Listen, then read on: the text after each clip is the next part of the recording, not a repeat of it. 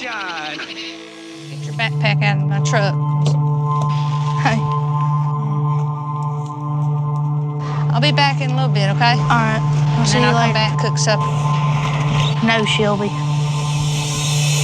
The word moonshiner usually conjures images of stalwart backwoodsmen and solitary rogues. My main concern is being put in jail and not being able to be with the kids.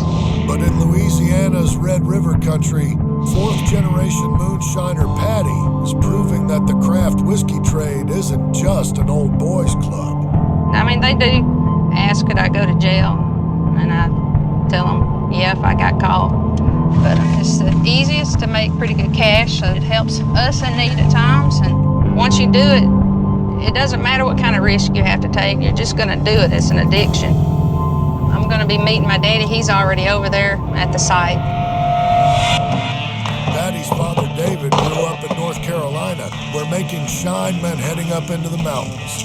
Watch your step. But in Louisiana, finding a still site means a rough journey down the side of a steep ravine. Bill Gibbon, we have to trim these old vines out of the way. It'd make it a lot easier for us coming and going. I grew up in the Smokies, the Appalachian Mountains.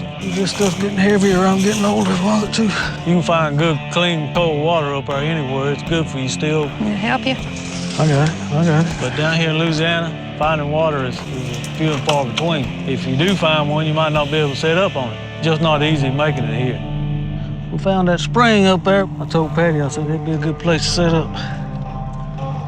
Well, that's what we're gonna attempt to do.